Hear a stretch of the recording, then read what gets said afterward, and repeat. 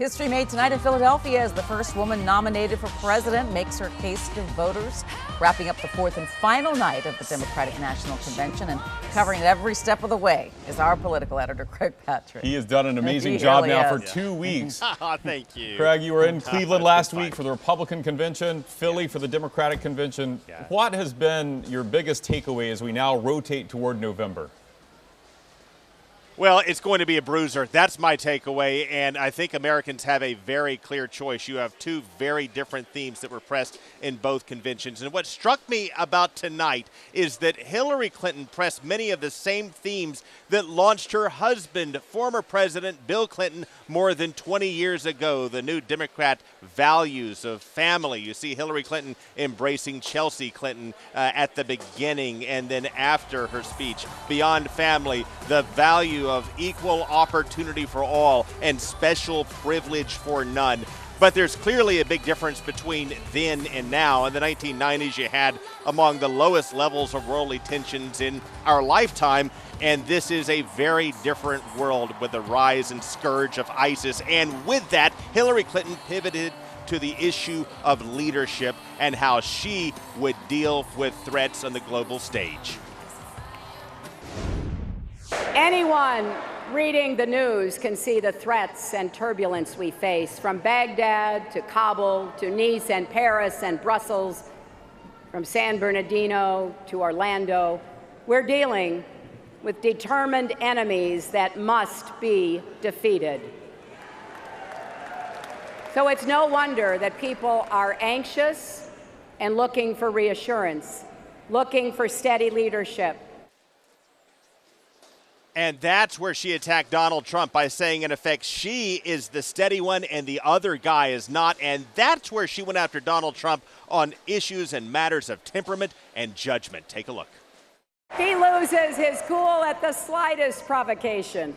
When he's gotten a tough question from a reporter, when he's challenged in a debate, when he sees a protester at a rally. Imagine, if you dare, imagine him in the Oval Office facing a real crisis. A man you can bait with a tweet is not a man we can trust with nuclear weapons. So there was a great deal of contrast from Cleveland to Philadelphia, but there was one common theme, and that again was the theme of family, and Hillary Clinton relied on her family, and in particular her daughter Chelsea Clinton, to bring it home tonight. Here is Chelsea Clinton introducing her mother, explaining what makes her tick and what keeps her going. People ask me all the time, how does she do it? How does she keep going amid the sound and the fury of politics? Here's how.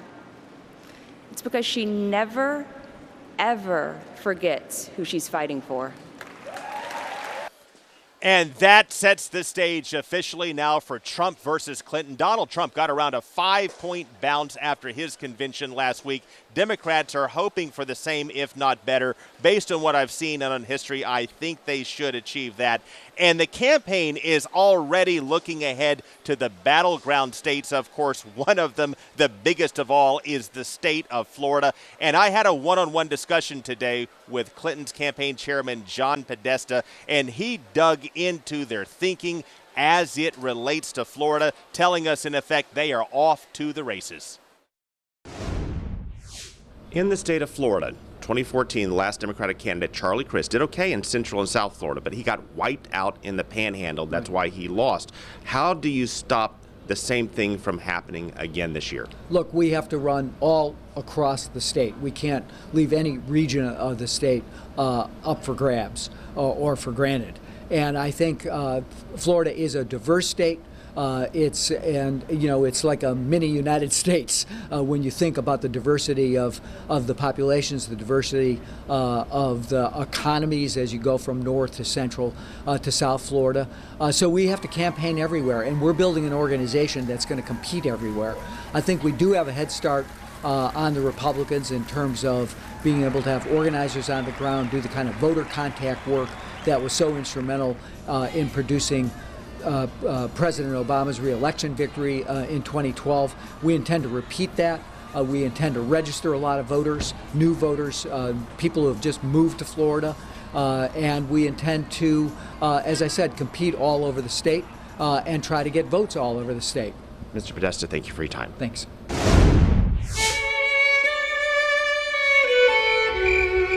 Coming up, the Democratic War of 2016 is over. And in our humor segment, we'll show you how Hillary Clinton won it in the style of Ken Burns. The party insiders basically said, it's our party, we'll do what we want. War is hell.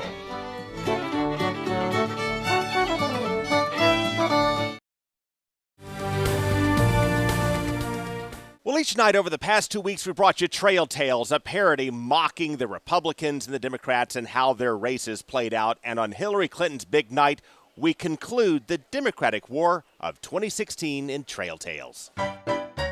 It's time now for Trail Tales.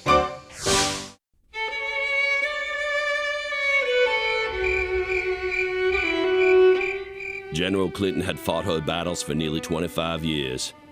She took fire from Whitewater to the Rose Law Firm to the White House Travel Office, but her loyalists always countered with ruthless precision. Ain't nothing to the Whitewater. Ain't nothing to the Whitewater. James Carville. But by the spring of 2016, her Republican enemies attacked from every angle. As the Trumpians prepared their invasion, the general still faced an insurrection from within. It's going to be messy, you know. Democracy is not always nice and quiet and gentle. Bernard Sanders was a small state senator when the war began. In less than a year, he ascended to supreme commander of the Democratic insurrection. Now is the time for Brother Bernie and his pathetic voice to be heard across our crisis-ridden country, Dr. Cornel West. While the Sanders Rebellion demanded power, Union forces demanded answers from General Clinton about the official letter she sent through private mail. Desperate to move beyond the distractions and contradictions, Clinton coined a popular war hymn. That was a mistake. I'm sorry about that. I take responsibility. But I'm sorry that it... Her